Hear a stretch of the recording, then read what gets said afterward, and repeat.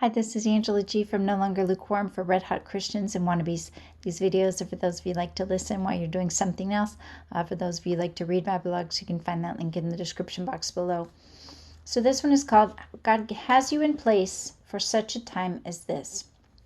Evangelist Lee Stoneking once said, "Doing the work of God is dangerous. Not doing it is more dangerous." This was the quote I saw on Facebook this week, within about 1 minute of doing something very dangerous for God. I took it as a confirmation that I had done the right thing, but I was still a little nervous about the fallout. See, I had put myself at a personal risk to speak to someone about Jesus in a setting that, let's just say, isn't always receptive. I did it because I knew it was the right thing to do. Plus, lately I've been feeling more and more like time is short, but eternity is long. It's time for us to get serious about our purpose where God has placed us for such a time as this. A thinly veiled threat of harm. The story starts with an email from a student. I'm a 12th grade English teacher in a public high school. With the COVID-19 situation, schools are now giving students a choice. They can attend school in person or online, either synchronously or asynchronously. With so many choices, there are lots of opportunities for students to lose their way if they don't already have strong work habits and a stable home environment. The email in question came from a girl whom I will call Tanya. She emailed to say that she was sorry that her assignments were late, but she was depressed. She couldn't seem to make herself do work when she didn't know if she would be around for graduation. Of course, I took this as an indirect threat of suicide and contacted the school's social worker immediately. The social worker called home and talked to her and her father. She determined that she wasn't at a risk for self-harm at this time, but she suggested that I write back to her and encourage her. I didn't have to think long at all about what I wanted to write. About a year ago, I had published the blog, Suicided Teen and a Priest on a Plane. It was my own testimony of a time when God sent someone to encourage me when I'd been having similar suicidal ideations as a teenager. But there were a few problems with sending my student my blog. The Devil's Whispers. "First of all," the enemy started, "you don't even know this girl. What if she flips out and she and her parents send your email to the principal? Teachers can't go around proselytizing, you know." The risk of sending a blog that glorified Jesus didn't stop with the Jesus part. It was also personal.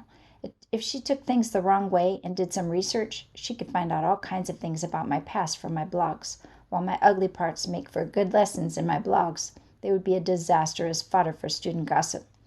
Finally, I worried that my actual mention of the word suicide might push her closer to some sort of edge, just by virtue of using the word. But as worried as I was about all those things, none of them would compare to how I would feel if my testimony could have helped her, but I had held it back for mostly selfish reasons. My story is her story.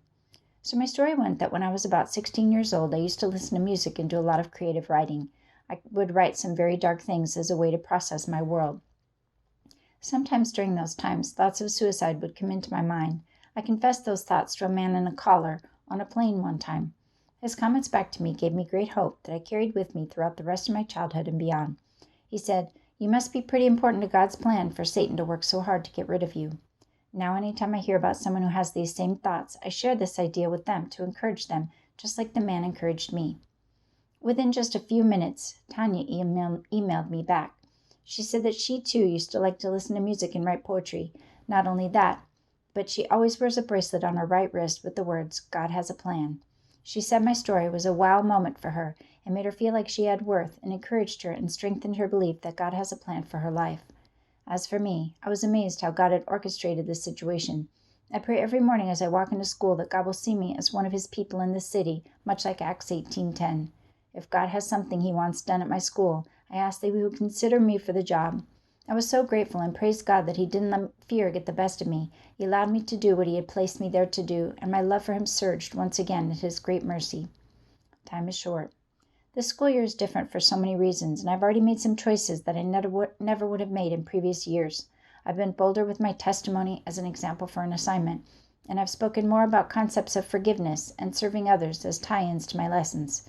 The world is changing fast, and it's obvious that we're getting closer to some big end time events. Things that seemed important yesterday mean very little in the light of what is coming. Time and energy must be allocated to the things that matter most in light of eternity. Plus, the opportunities we have today may not be there tomorrow. Like cramming for a test, we have to grab them while we can.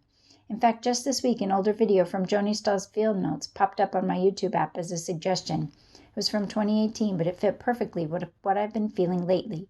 It's called Loss of Christian Liberty and the Fall of America. It underlines the idea that time is short and we must work while it is day. For such a time as this. Little in our world is business as usual anymore. It's time to push the boundaries closer to the edges where society says we should stay with our beliefs. Sending my testimony to a student was scary, but God has me where I am for His purposes. He gave me the strength to face my fears, and He will do the same for you. Think about the place God has you right now.